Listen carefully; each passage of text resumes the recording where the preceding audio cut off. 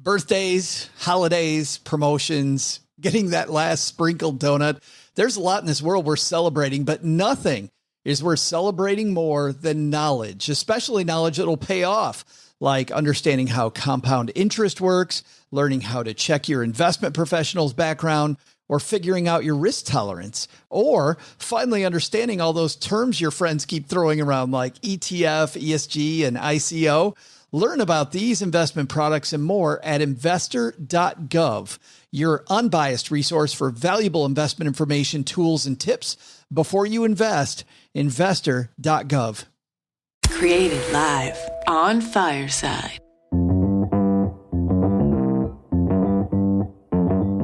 Live from Joe's mom's basement, it's the Stacking Benjamin Show.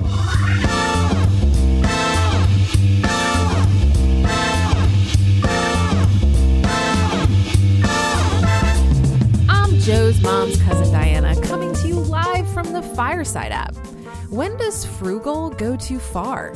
Today, joining us to talk cheap, it's the co-host of the Frugal Friends podcast. It's almost like we strategically pick topics based on the guest. Welcome, Jen Smith. From the Afford Anything podcast, it's Paula Pant. And from this here podcast, it's Jeff Bezos. No, just kidding. He's busy bathing in champagne-soaked money now that he's retired from Amazon. So it's just OG. And now a guy who loves himself a good unbranded beer, Joe Saul-Sehy.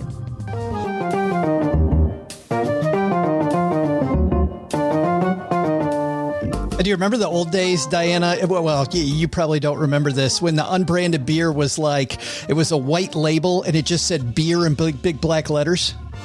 Well, given that I'm not much of a beer drinker, I don't think I'd remember those days. They never existed for me, Joe. Like, probably not. It's like, even if there was a label, I wouldn't know what it was. Bring on the Trader Joe's wine. What is it, $2 Chuck? Isn't it up to, with inflation, does it become $3 Chuck? I don't know. Yeah.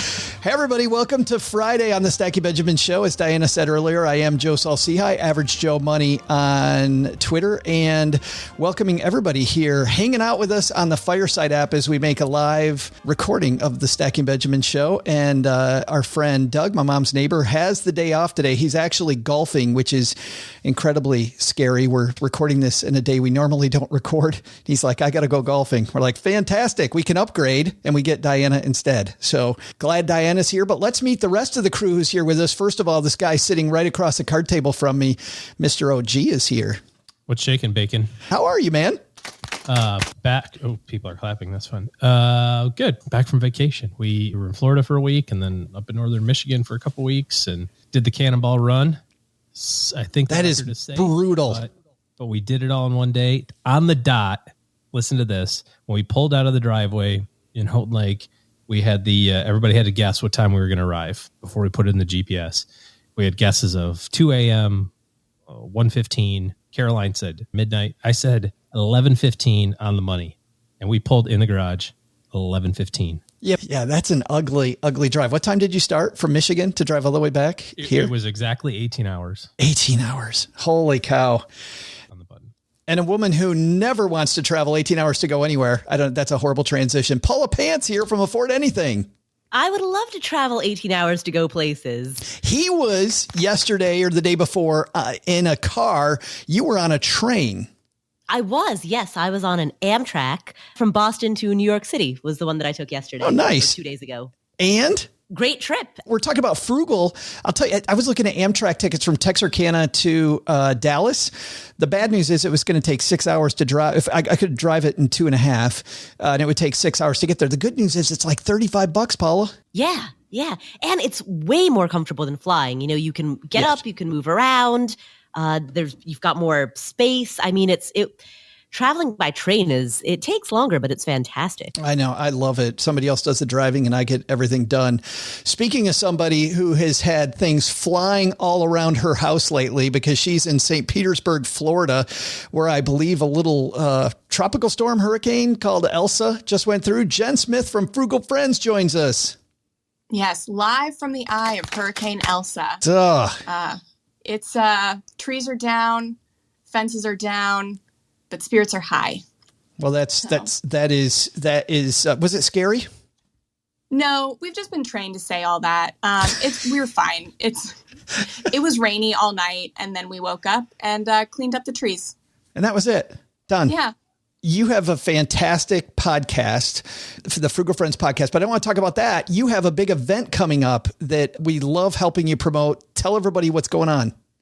Absolutely. Starting Monday, July 19th, we are having our first virtual event called the Future of Frugal. And so we have invited over 20 really awesome speakers. Most of them have podcasts. Most of them have been on Stacking Benjamins. And we're going to talk about what the future of frugality looks like. So no more of this cheap stuff, the clip and coupons, the rebate apps, none of that. We're talking about buying less, buying sustainably, being good stewards of our time, our resources, our natural resources. And so we are super excited. And the whole event is free. It's 4 days, and you can watch the day's talks whenever you like. They're not scheduled out. So watch them whenever throughout the day. And frugallivingsummit.com to get a free ticket. That's awesome. We'll have a link to it on our show notes page at stackingbenjamins.com. We're so happy you're back with us here, Jen. We've got Paula Pant, we got OG, we got Diana. Do you own or rent your home? Sure you do. And I bet it can be hard work too. You know what's easy? Bundling policies with Geico.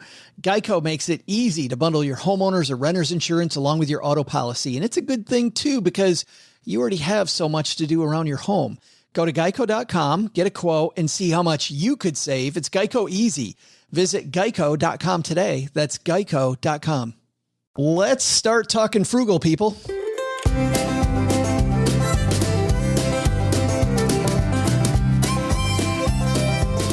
Well, today's piece comes to us from a blog called The Tex-Mex Mom. This is new to me, but Paula, you read some blogs. Have you ever seen this blog before?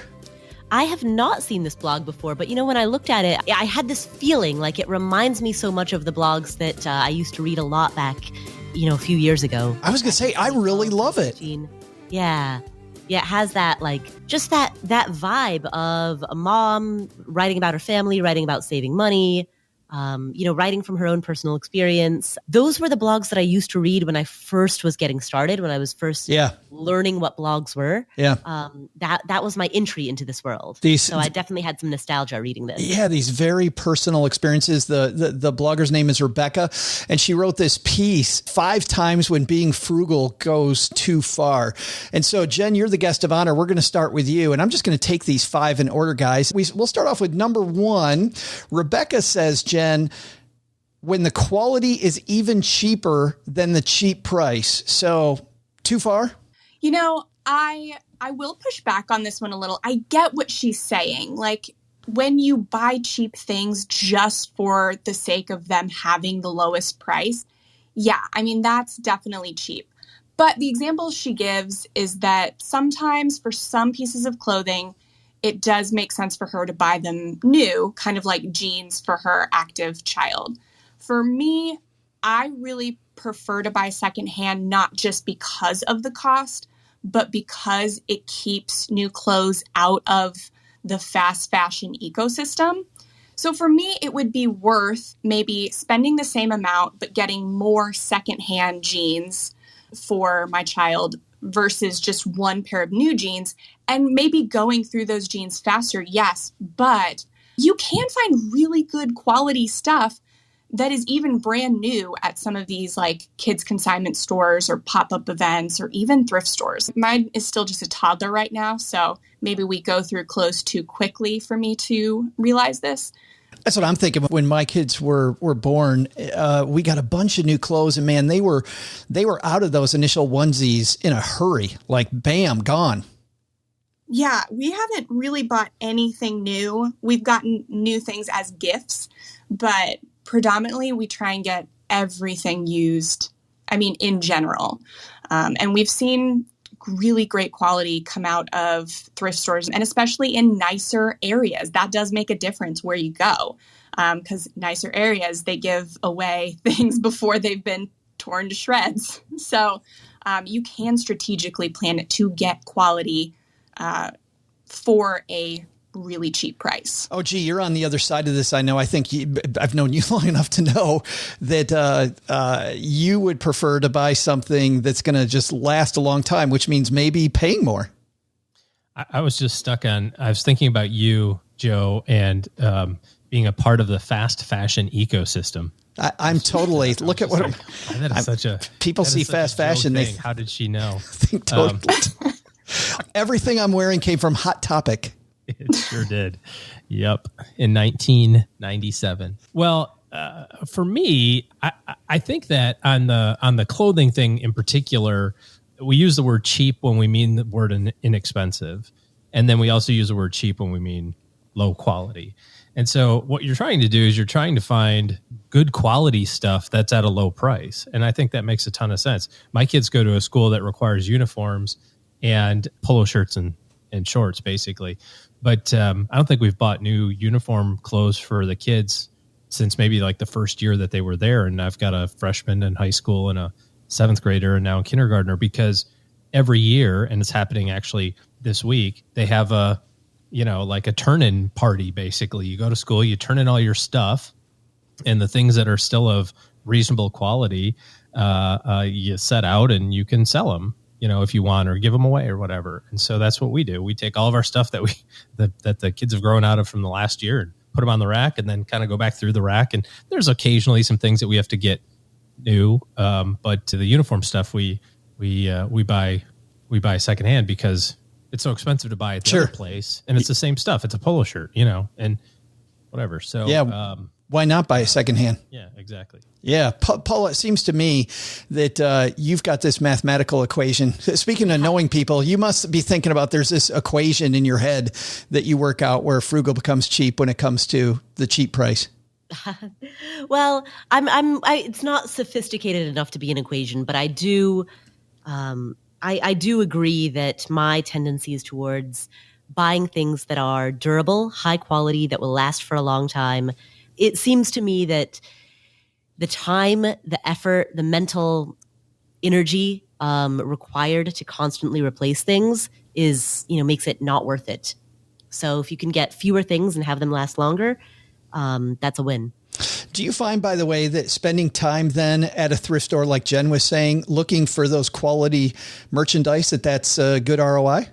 No, personally, I don't. Not for things like clothes. If it's some higher end item, like maybe a piece of furniture, something with above a $500 price tag, or an appliance. Yeah. Sure. Yeah, I'll absolutely look for used appliances. But for a low ticket item like an article of clothing, no. With that stuff, Paula, furniture or appliances, you're not going out to if you're thinking about redecorating your living room, that's a thought that goes on for a long time, several weeks, months, maybe years even.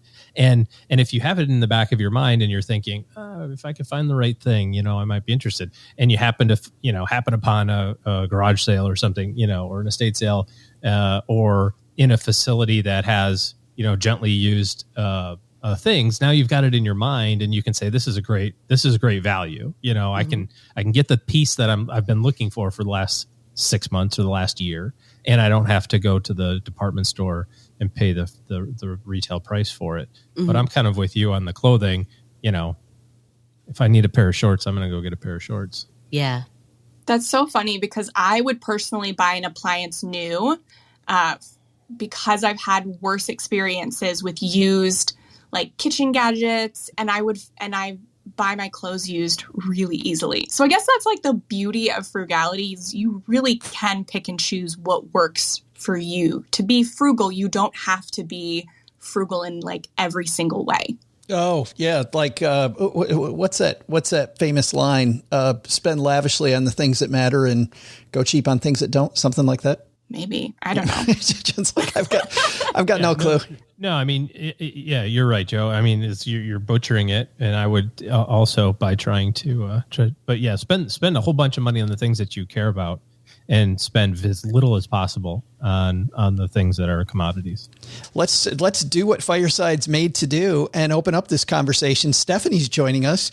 Stephanie, when it comes to When it comes to cheap, where is that line? When the quality's even cheaper than the cheap price? Joe, thank you for having me to the stage. You know what's fascinating to me about this conversation, and Jen, I think you probably echoed something that I was going to mention.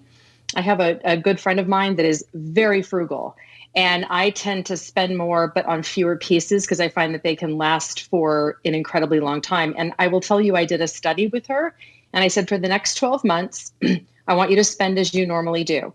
And for the next 12 months, I'm going to spend as I normally do. And at the end of the year around Christmas, I'm going to ask you, I'll buy you a bottle of wine and we're going to sit down and go through receipts, whether that's groceries and where you shopped, it's clothing and where you got it, etc. Do you know that I spent less at the end of the year than she did? And it blew her away. Wow. And she was horrified. And I said, I think that so much of what the idea of frugality is, and on the flip side, spending maybe too much, is, I think, fundamentally about our relationship with money to begin with. I don't know. Would you agree? I totally would agree. But what that kind of reminds me of, Stephanie, and I'm going to ask Jen from Frugal Friends this question. Jen, it seems to me that what Stephanie's saying, you know, a lot of the stuff at the dollar store, as an example, is really overpriced at $1. Yeah. I mean, Stephanie, you hit the nail on the head. Like it really comes down to your relationship with money. If you can identify the things that you value and you spend without guilt on those and completely eliminate other categories of spending because you've identified, I don't really value these. I don't really need these. So you can spend whatever you want.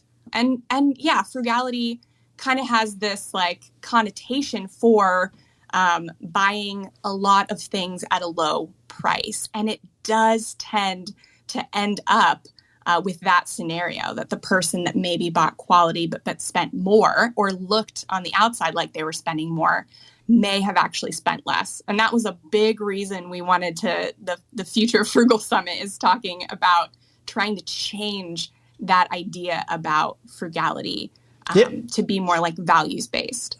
But this is a really interesting topic, and I'm so grateful you brought it here. Thank you all for being here with us today. Well, Stephanie, before you go, I'm going to kick off the second. I'm going to have you kick off your thoughts on the second piece of this blog article that we're discussing. And the second one that this woman, Rebecca, writes is, frugal goes too far when you waste a lot of valuable time. She says, I make an effort to save money on groceries, and one thing I do every week is check the store ads to see what's on sale. However, when the sales I like are at 3 different department stores, I often have to choose one of the stores to shop at, simply because I don't have time for them all. So what do you think about that? Frugal versus cheap when it comes to your time? Well, I think that valuable time, we make assumptions and we're placing a judgment call on that person's time. And I can't do that. Perhaps this is somebody whose end value of the money that is saved as a result of the time she or he has spent was time well spent. And actually that valuable time translated into the exact result she or he wanted, which made it actually valuable time spent versus valuable time wasted. Value, indeed, even valuing time is also a financial equation. Does that make sense? Well, that totally makes sense. And Paula, this sounds like something that you think about. It absolutely. So I mean, I have nothing to add other than ta-da. I agree. Yeah, ta-da. Way to go, ditto. Stephanie. Right. Well, on that note, thank you all for having me. This is a fantastic conversation. And Joe, thank you for inviting me up. I really appreciate it. Thanks. I'll hang around the audience and enjoy. Thank you so much. Thanks a ton for hanging out with us, Stephanie. We got Chris here with us. Chris, you've got some thoughts on designer clothing. Yeah. Hey, guys. Again, thanks so much for inviting me to the stage. This is great. What a fun time. Yeah, it is really hard for me to pay full price on designer clothing. You know, I'm in the Midwest, and it was super hot this spring and this summer. And every season I kind of cycle through. I thought you were going to say, Chris, not to cut you up, but I thought you were going to say you live in the Midwest and you look super hot in those designer jeans, but you were going a different way. I was. Well, good call. But yeah, so I've cycled through like a few pairs of cargo shorts. You know, I'm a dad. A few pairs of cargo shorts every year, right? Every season, literally for like 20 years. Like I've had shorts that are 20 years old. And this year, you know, and I've mended pockets, right? I've sewed them up. I've used them.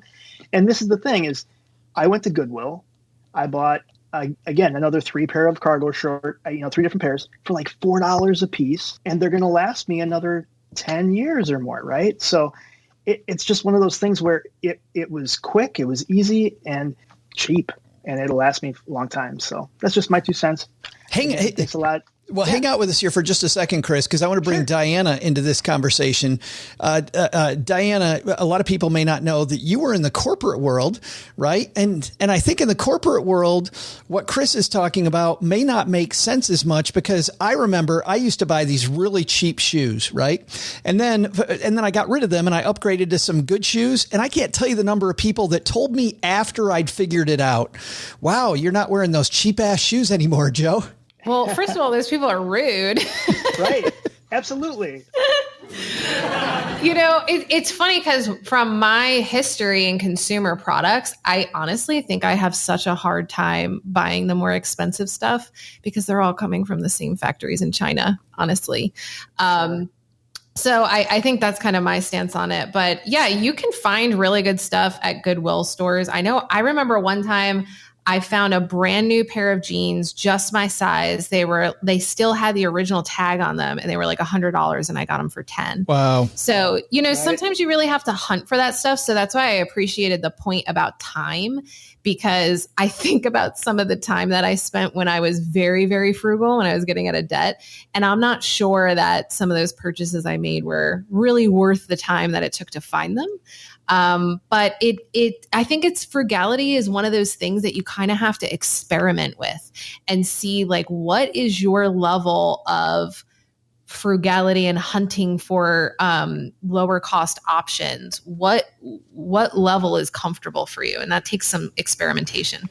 But also, Chris, obviously with those shorts, as an example, if you were a realtor, let's say, showing people houses all day, I think part of that job demands that you look a certain way, right? So when it comes to that stuff, would you then buy more designer clothes? Yep.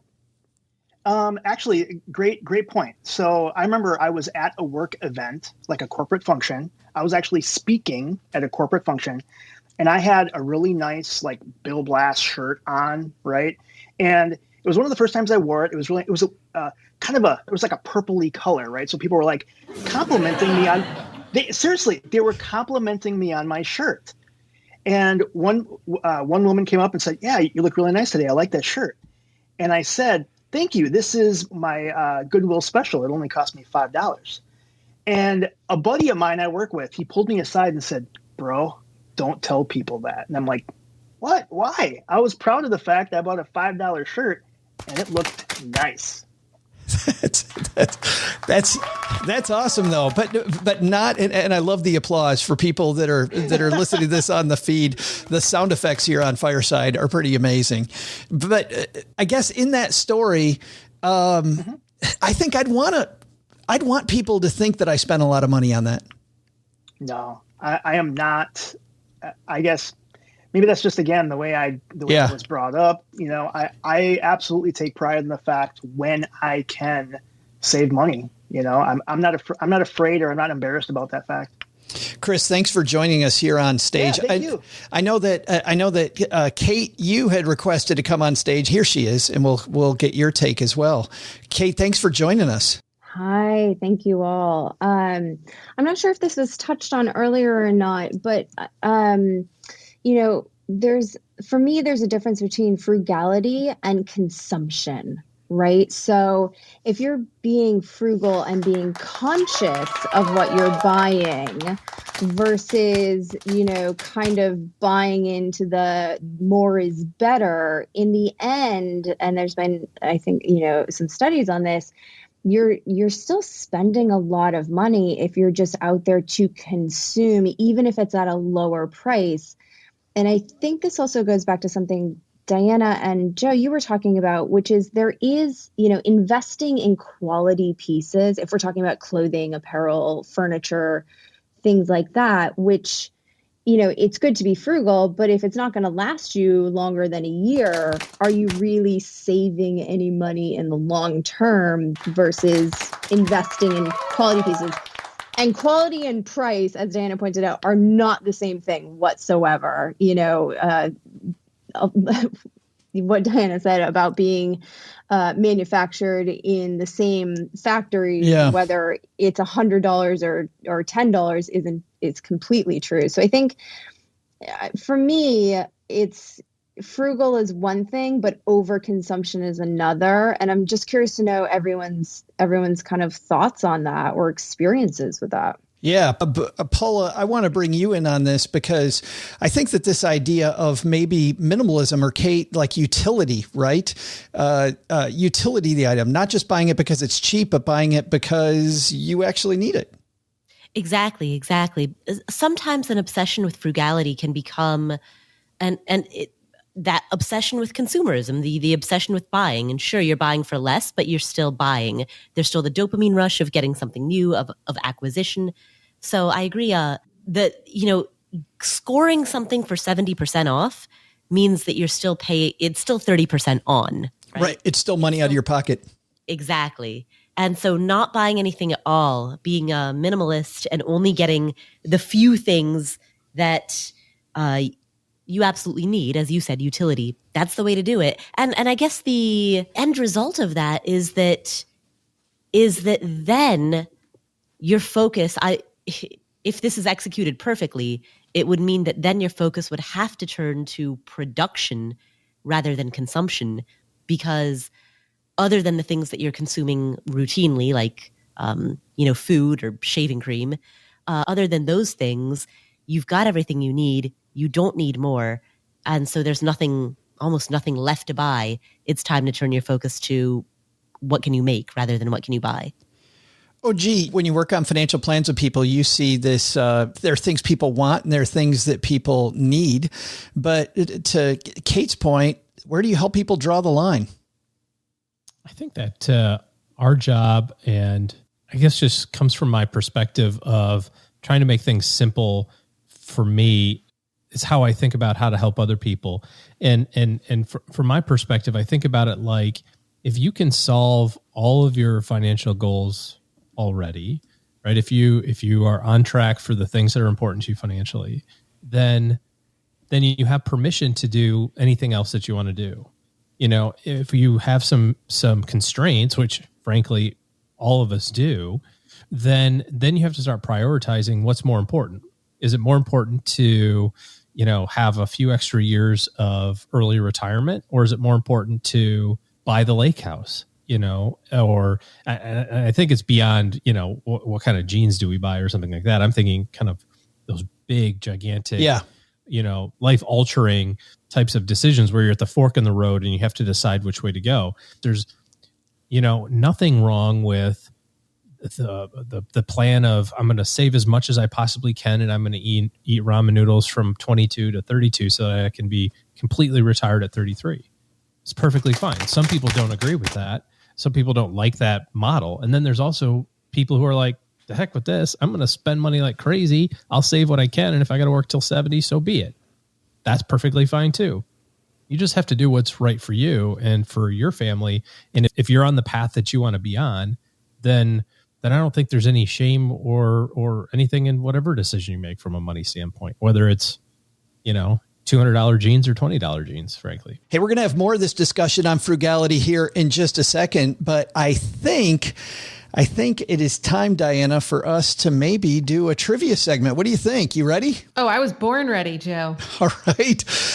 We've got some people that we're going to have help us with trivia. And for those of you who are new to our trivia challenge, we have a challenge that's been going on all year long between our 3 year-long contributors, my co-host OG, who's here, and Paula, who is here, and Len Penzo, who has the week off. And Jen, you're going to be playing on behalf of Len Penzo. Sound good? Sounds great. I think I've played on behalf of everyone now. Now that I've got Len, you've done the trifecta. I've been going for all 3, and I finally got the last token. Here's the score so far this year. OG is leading with 10. OG, last week when you weren't here, the guests have been doing great in your honor, dude. They have been rocking for you. That's my secret. I'm not going to be around at all the rest of the year. You just don't show up and things go well. Len has 8 and Paula has 7. Paula, you're in your same place here, sneaking in the back. This is the ranking that I'm most comfortable with. It's where I tend to spend most of the year. But don't worry, the end of the year I always pull ahead. Which, by the way, has never happened. Just for people that have not heard the show, you have not pulled ahead at the end of the year yet. I've looked like I might have. She's like, look at the time. Right. Well, Paula, we are going to pair you with somebody hanging out here with us on Fireside, and we're going to pair you with Kate. So Kate, you're going to be on Team Paula. I know you can do it. Kate, when you're not stacking Benjamins, what are you doing? I am a content creator and writer in the space of sustainability and climate change. So everything from writing my own content to ghostwriting to different video and audio formats, everything climate change related. Awesome. Cool. Do you want to tell people where they can find you? I would normally, but my sites are currently being relaunched. Oh, no. So Right. no, but katebagby.com or worldthreadstraveler.com. Just give it a couple weeks at this point. Deal. Awesome. Well, I'm glad that you could be here with us. And where are you located? Just outside of Boston. Awesome. You are just up there. Paula, you were just in Boston, right? Yes, I was actually in Cape Cod. So Nice. I spent 4th of July in Cape Cod, which is beautiful. Highly recommend. Fantastic. And we will pair Chris. We're going to pair you with our guest, Jen. Chris, when you're not stacking Benjamins, what are you doing? I'm actually blogging my divorced dad's journey to retirement. Awesome. So talking about spending, saving, investing, all that jazz. Sweet. And the website is? heavymetal.money. Awesome. And you and I talk on Twitter quite a bit. We do. Yeah. Yes, Awesome. Well, I'm glad you're with us. So you are team Chris and Jen, and then OG, you and Gertrude are together. Gertrude, you're on the winning team, it looks like, so far. Winner. Yep, absolutely. All right. Those are the teams. Everybody ready? Diana, you ready to do this? Let's do it. Here is our trivia question. Hey there, Stackers. I'm Joe's mom's cousin Diana. And did you know that Amazon sold its first book on this date in 1995? They didn't have the one-click ordering yet, so you had to put in all your details. Can you imagine setting up the world's first Amazon account? Hey, there's this bookstore across the country that I've never heard of. Let's give them my credit card information. I know it's hard to imagine a day you wouldn't do that, Gen Z. Believe it or not, there exists a period in time historians call pre-Venmo. It came just after the Mesozoic era. Oh, crack a book. Since we're talking Amazon today, here's a question. How much did Amazon have in sales its first week of operation? I'll be back faster than you can ask Jeff Bezos for a ride into space. So the way we do this, OG, you and Gertrude, because you're the winning team or leading team with 10 points, you guys are guessing first. That first week they were open for business, how much money did they bring in? So what year was this? 1994, 1995, you said? Yep, 95. 95. Okay. So I'm thinking that's probably would that have been the beginning of online shopping? Yes. Okay. So my guess would have to be real low then because like Diana said, who wanted to put their credit card in way back then? What are you thinking? Gosh, the frugal side of me says like $2,000.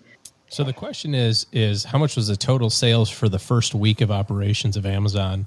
And we have to figure out whether or not old Jeffy boy was a good marketer or not. Like nowadays, there's courses on that stuff, right? Like how to launch your whatever you're selling online, and you can sell millions of it in the day. But I'm with you. I think the number's pretty small. I like the number 837. That was the number that came to mind. What do you think about that? $837? Dollars. Yeah. A really small number. That's a very small number. All right. So that 837. 837 locked in from Gertrude and OG, which means Jen, you and Chris. Chris, what are you guys thinking? My first thought was like, they probably sold one item and then it got returned. So they probably ended up negative after fees Right? or something. So the number of sales, so different than revenue. So I'm just thinking 1995, I mean, I didn't even have a credit card yet.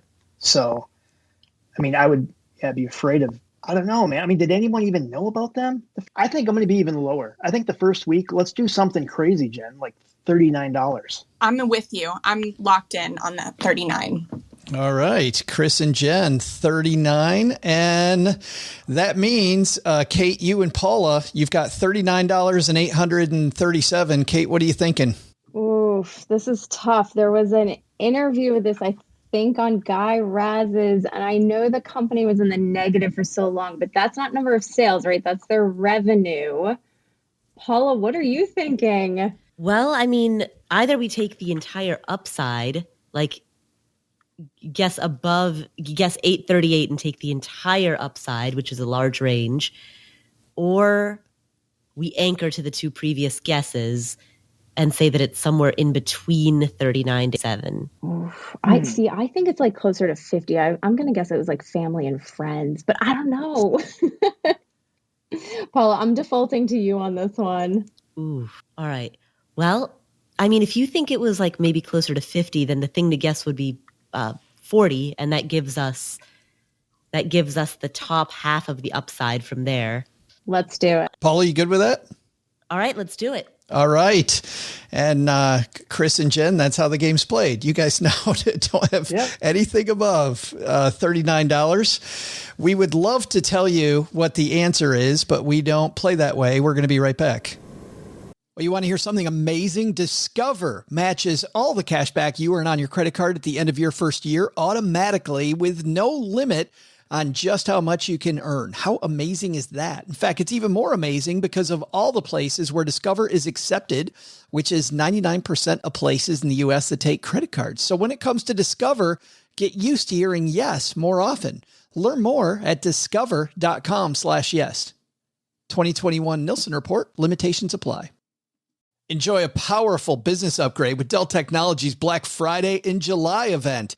Get amazing savings with up to 50% off high-performance computers and tech built for business, and be able to take your office with you with Windows 10 Pro. Plus, get great offers on Dell servers, monitors, docks, and more, all with easy financing options through Dell Financial Services. Call 877-ASK-DELL. That's 877-ASK-DELL, and speak to a Dell Technologies advisor today. So starting, Gertrude, with you in OG, $837. Looks like you guys, Gertrude, are guessing $1 bajillion based on everybody else. So I'm feeling pretty good about that because I thought it was, yeah. So I'm feeling pretty good that we got the top half. She still got her 2,000. That's right. And then, Chris, you and Jen at $39, but you got lopped off by Kate and Paula. You still feeling pretty good with 39? I still, for some reason, think it's in the negative, but I don't know why. I don't think you can get negative sales even from returns. So right? I don't know. Yeah, you're giving people money to take your books. It's not a great business model. Chris, so Jen's feeling good then. Chris, you feeling great? Yeah. I'm feeling good. Yeah, and then Kate and Paula, $40. Not feeling great. Not gonna lie. Not feeling great whatsoever on this one. Well, if you've heard the show, Kate, you will also know that Paula's gut instinct is generally the one she should avoid. So at least partway through the year, but we'll see. Here we go. Diana, you ready with the answer? All right. All right, here we go. Let's hear who's going to take home the bacon.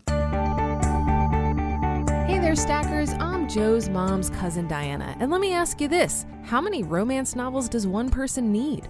Looking at Amazon's success, I think Joe's mom and I could create our own online bookstore.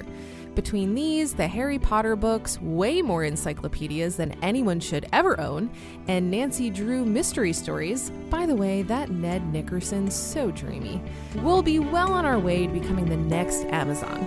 Before I go bang how to make a best-selling book website, let me get back to today's trivia answer. The question was, how much did Amazon have in sales in its first week operating?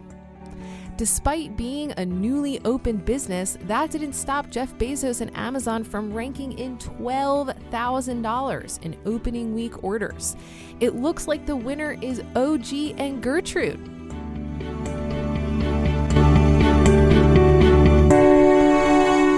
The rich get richer. Wow. So I guess 2,000 might have been closer. 2,000 might have been $12,000. I'm guessing, Jen, that the negative number was maybe slightly wrong. Yeah, I guess.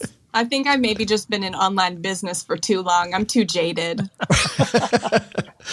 Well, Chris, thanks to you. Thanks, Kate, also for playing. And you know what? For being good sports and being brave and coming up here in front of our studio audience. Shoot me your email, joe@stackingbenjamins.com, and we'd love to give you some Stacking Benjamin swag. So thanks for joining us for the trivia. I appreciate it. Thank you so much. Kate, before you leave, I want to go back to this blog post that we've been working from. And for people that are new here in the auditorium here on Fireside, we're working through 5 times being frugal goes too far. And Kate, I want to get your take on this third one, which is when you turn into that customer. And I don't know if, Kate, if you've ever been that customer. She says, if you've worked in fast food or retail, you know who that customer is, the one who argues about the price, doesn't understand whether a coupon isn't giving them the discount they expected.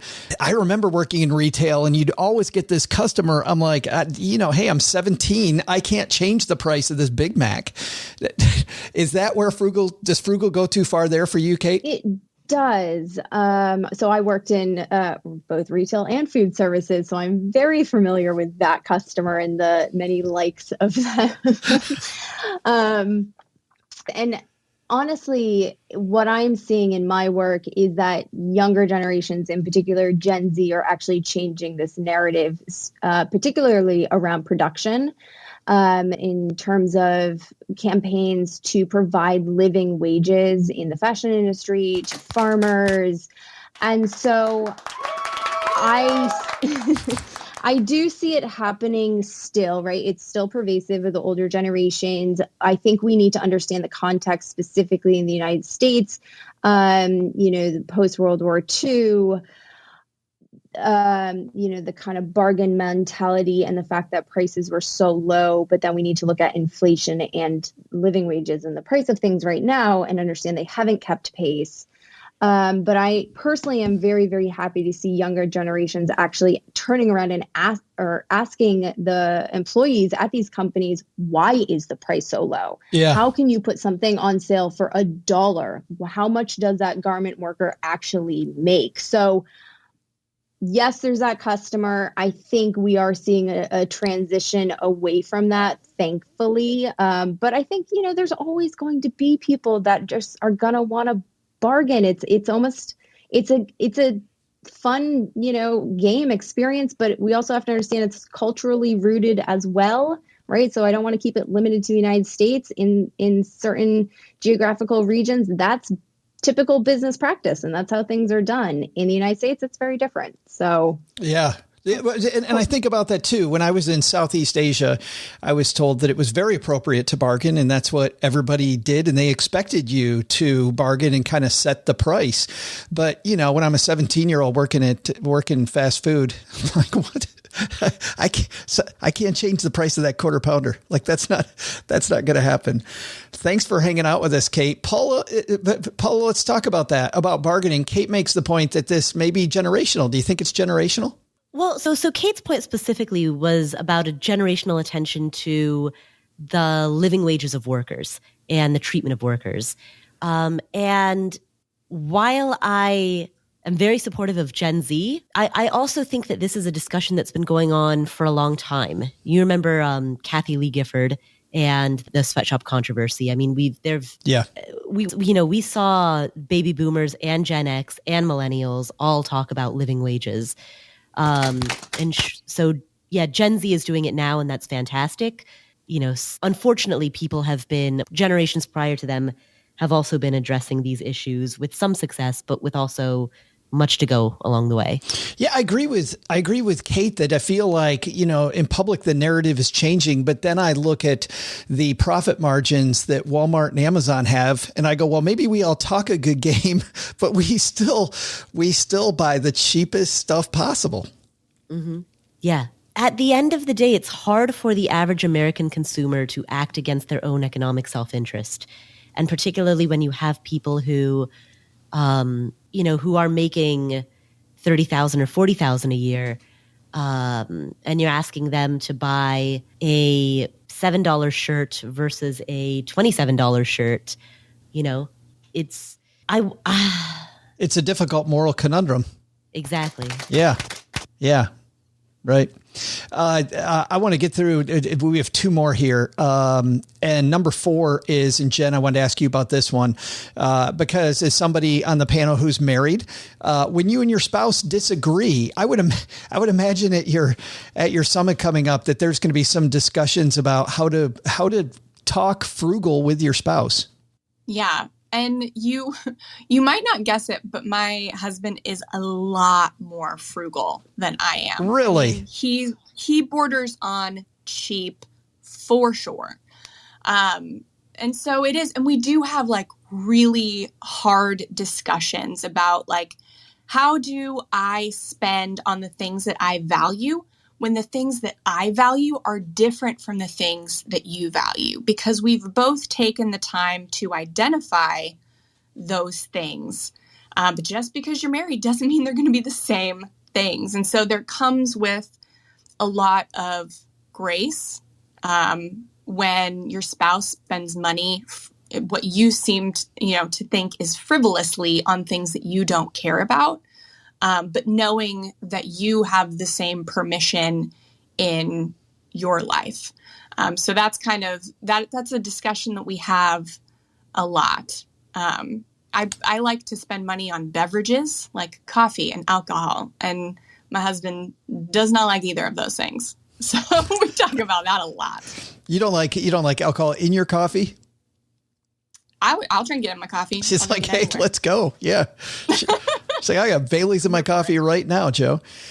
Is there a system though to solving this? Because she says at the bottom of this piece that it shouldn't be my way or the highway, right? I think anybody knows that if you come to any relationship with a my way or the highway, well, a lot of people will take the highway.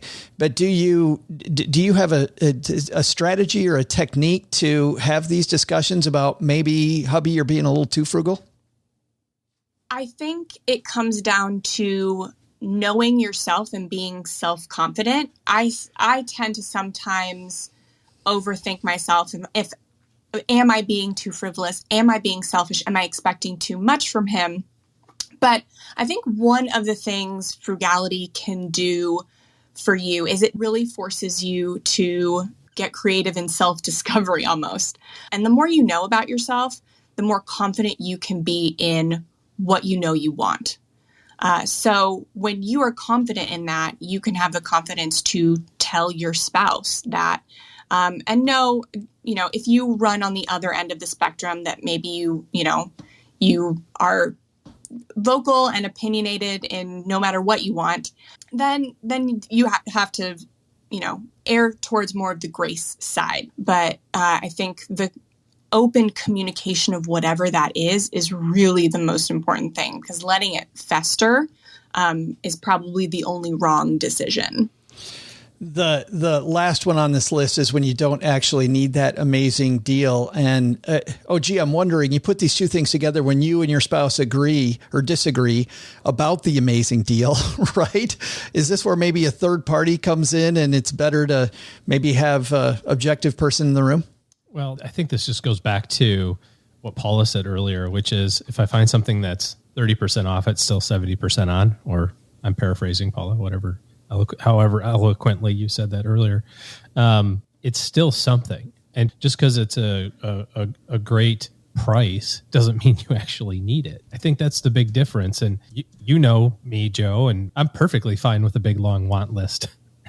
Mine is never ending. Every time I see something, I put it on my want list. And I also think that's perfectly fine. I can have this big, long want list because I know where it fits in the hierarchy of all the other things from a financial standpoint that are important to us and our family. So if you start with the approach of, if I'm on track for my family's financial planning goals, and then there's something that I want, so be it. Have fun, do it. But if you're not on track for those things, that's where, from a stress standpoint, that's where that stress comes in. And it's better to have somebody who's a little bit opposite than you in your relationship, especially in your relationship with money, to help just kind of keep you on the guardrails. So maybe that's your spouse or a friend or something like that, but somebody to kind of call your bluff, so to speak.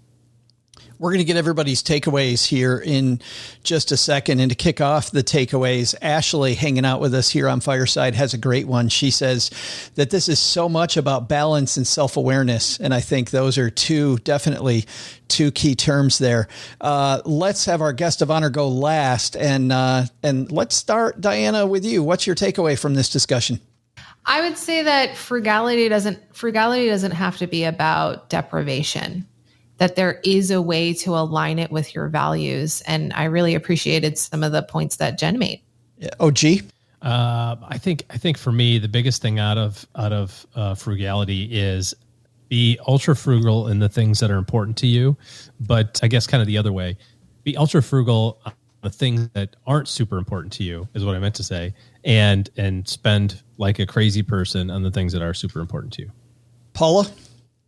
I would say frugality is nuanced and more is not always better, and it should not necessarily apply to all situations and experiences. And Jen, you've got the last word. I believe frugality is just being a good steward of your resources. And you can prioritize those resources in whatever order you like, as long as it aligns with the income that you are bringing in. But without fail, always value people first, because the life in front of you only has so many minutes. And then after that is your time, because that is your only non-renewable resource. And beyond that, spend without guilt in the things you value, whether it's you want to spend more to be eco-sustainable, or you want to buy more expensive pieces for your home, but you are a minimalist, or you just enjoy finding a deal. And that's kind of what gives you life. So you get to decide what your frugality looks like, as long as it's not at the expense of people and time. All right. That's going to do it for today, everybody.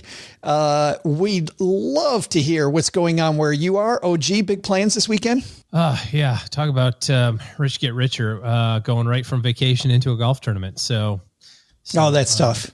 Yeah, I know. I don't know how you do it. You got to go golfing with Mom's neighbor Doug, who's off on a golf course somewhere while we're recording this. I did, but I think he's kind of mad at me because I may have whizzed a 3-wood by in the general vicinity of his cart, and allegedly may have felt the breeze as it flew by.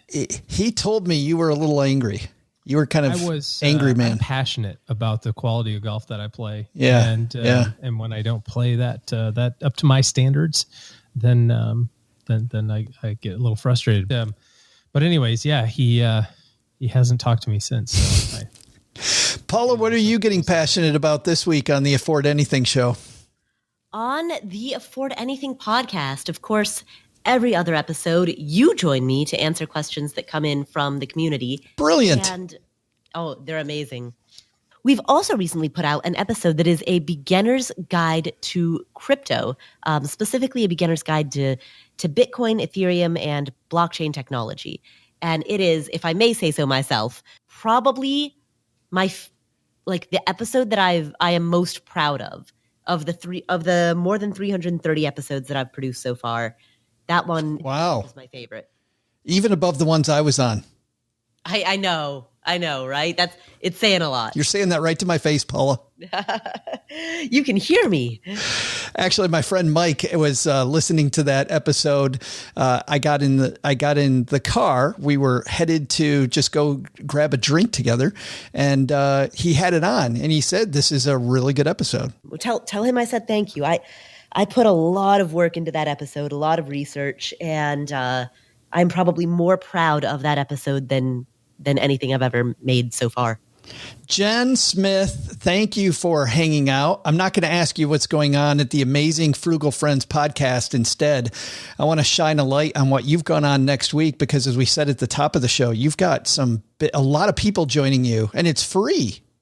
Yeah. So if you enjoyed the conversation that we had today, that is essentially what we are having over 4 days, especially day one, because that's the day we're focused on buying less and buying more sustainably. So we have, over 20 amazing people from all your favorite personal finance podcasts, and even some sustainability and minimalist podcasts too. So frugallivingsummit.com, get your free ticket, free goodie bag. Some of our really great sponsors are giving away some discounts, and it's going to be really, really fun. Really fun. And we're going to have a happy hour every night next week, Monday through Thursday. We're just going to be geeking out on frugality. Nerding out online at frugality. And I read somewhere there's over 1,000 people already signed up. Yeah. So we passed 1,500. Probably by the time you're listening to this, we'll be close to 3,000. Sure, right. We are thinking. That is fantastic. Well, congratulations on a great event. And by the way, everybody, we'll link to that. We'll link to Paula's crypto episode. Won't link to OG playing golf, because you don't want to see that on our show notes page at stackingbenjamins.com. Diana, you ready to finish this thing off? Absolutely. Here we go, guys. Diana, what should we have learned today? So what should we have learned today? First, take a lesson from our roundtable. Being frugal is certainly better than being cheap, but even being frugal can go too far. Second, how do you know when your frugality has gone too far? How about when you're buying so much on sale that you get invited on that show Hoarders? That's a pretty good sign. But the big lesson, if you're in the car with Joe's mom, don't try playing the pretending to sleep game while she's getting gas. That woman will wake you up. You can't out-cheap her. Or can you? Got a story of someone who's super cheap? Send it to us at team@stackingbenjamins.com. We may just talk about your cheap story again on another episode. And to learn more about our guests and for more resources, you can head to our show notes page at stackingbenjamins.com.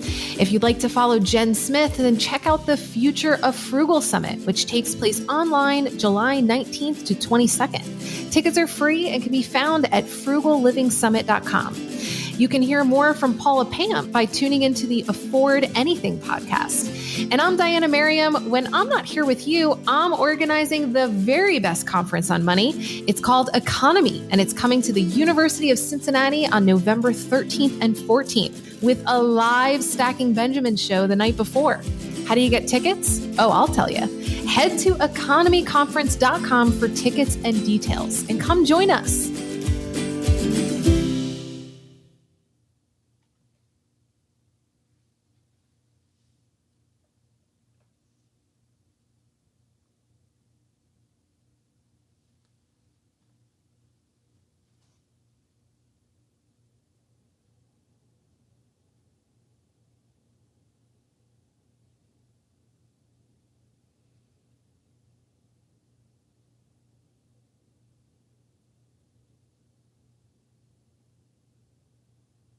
Welcome to the after show.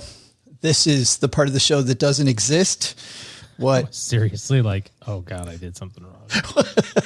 I was very nervous. I was like, are we done? And then I remembered. I was like, no, we I have should to probably wait just go the full time. I'm feeling great. It's always more fun when you do the after show live, though. It's a little more nerve wracking. Oh, that was stressful. You remember OG doing it on tour? It was always fun just hanging out on stage, saying nothing. I do. Yeah, I remember people look at us like we're crazy. Yes. And Paula, you were there in Orlando. Yeah, I was just thinking about in Orlando that, you were standing on stage. Everyone wanted to clap, and you were like making the like shh hand gesture, like, hey, quiet, don't clap. We're going to be really quiet right now. So I want to have one last little discussion, because I know I have a story about cheap gone too far. But I'm sure you guys have some cheap gone too far stories. Jen, we'll start with you. You got know a relative, a friend, somebody that you met that maybe was a little too cheap? I grew up so cheap that I don't even know that my gauge for it is properly metered. I feel like going, how cheap are you? Or how cheap were you? Yeah. Yeah. I guess my childhood, everything always broke and we always got like the cheapest of everything. Even if I really wanted the name brand of something, like thankfully we didn't have like influencers or anything growing up. But now looking back, I can see, like we definitely, and maybe this is why my aversion to buying used appliances comes from, is, gosh, everything never worked properly. I didn't know what like proper working things were until I, became an adult and bought like name brand items. Paula, you've got to have a cheap story. No? Okay, here's an embarrassing one. So I remember when I was in high school, I wanted to get a bagel. And instead of buying a bagel from the school itself, I like walked like through the cold. It was like winter. I walked through the cold across the parking lot out over to some store like that was nearby to get it because it was like 50 cents cheaper. And I came back and me and my big mouth, like I tell a friend that and I say that, but it's like I'm saying it in a stage whisper, not realizing that the entire class can hear me. And then I just hear this laugh. Oh, no. And I realize the whole class is laughing at me. It's like, are you kidding me? 50 cents. Yeah. Come on, Paula. Yep. Yeah. I just remember the entire, I thought I was telling it just to her. And I just remember the whole class laughing. And I was like, oh. Well, OG, how about you? Well, the words frugal and OG don't tend to go together. They're not even in the same room. That's a ballpark of anything.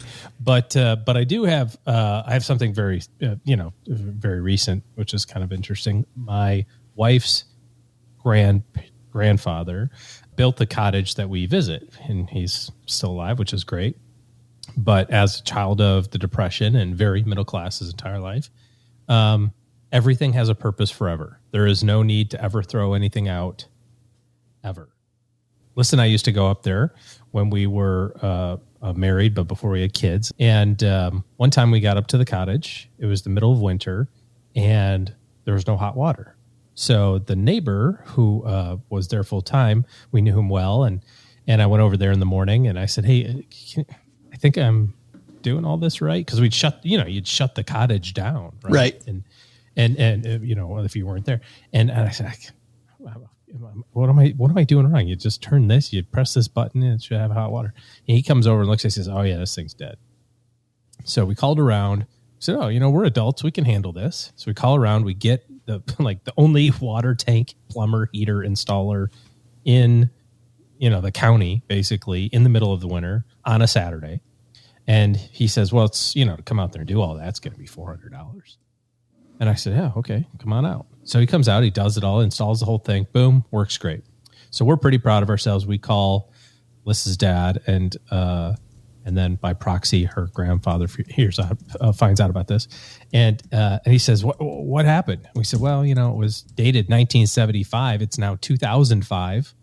It worked. It did its thing for 30 years. Yeah. Check the box. Congratulations. You got a wonderfully used water heater. You did all it's supposed to do." He says, "What'd you do with the other one?"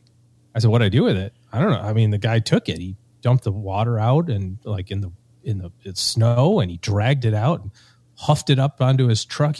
And her grandpa was so ticked off. He's like, "That's ridiculous. We could have fixed that one. It would have been just fine. We didn't need to have another one." And then just this most recent trip, we noticed that the microwave was different. We were talking about used appliances. But I said, "What happened? What's the deal with the microwave?" "Well, Grandpa had one in the basement that's been," he said, "worked just fine. So we got rid of the other one. So we sold the one we had in order to get this one from Grandpa's basement." Well, works very fine. Apparently, it doesn't actually mean works. It means lights up. So we had to go buy. We had one that worked very fine. Instead, we had the one that was in the basement for 10 years. And anyways, it was like Easy Bake Oven worked. Well, you can. It was like the Hotel California. You could press any button you wanted, and you didn't know if your food was going to get cooked or not. It was just sometimes it was 10 seconds, sometimes it was 10 minutes. It was a surprise. You just had to. You get what you get. My Uncle Dick was the most frugal person that I know, and they were going on a trip. Two of my aunts and uncles together, my Uncle Eddie and Aunt Sue, and my Uncle Dick and Aunt Ruth. And my Uncle Dick suggests that they stop for lunch on the way north to go look at lighthouses along the Great Lakes.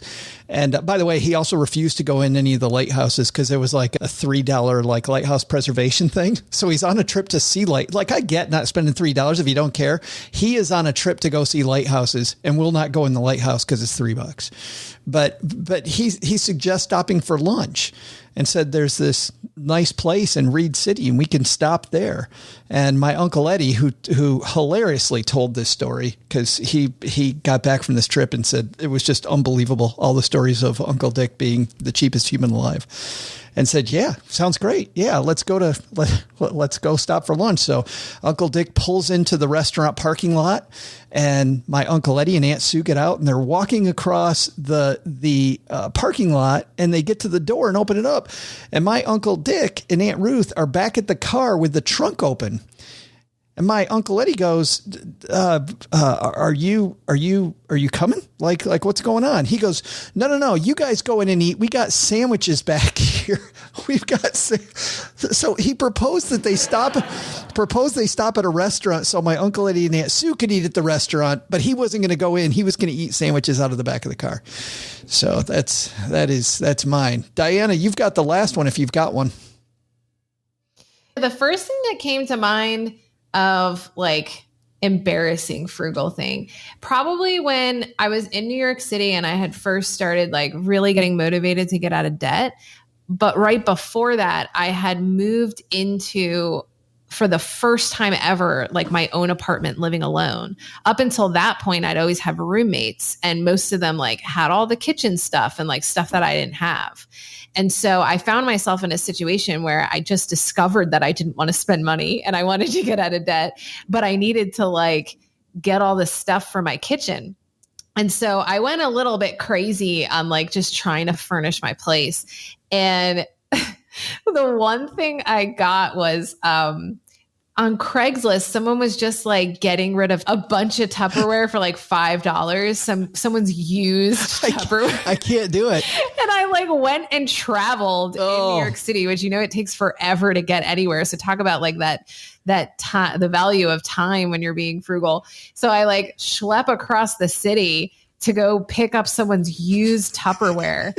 And I forget even like how much I got for it. I think it might've been like 10 pieces of Tupperware for $5 or something like that. And I just think back on that, like, that's ridiculous. I mean, since I've, moved and needed Tupperware again, I think I bought like a whole 60-piece set for like $25 right off of Amazon. That was just a level of like, I went too far. The good news is the chicken salad was still in there too.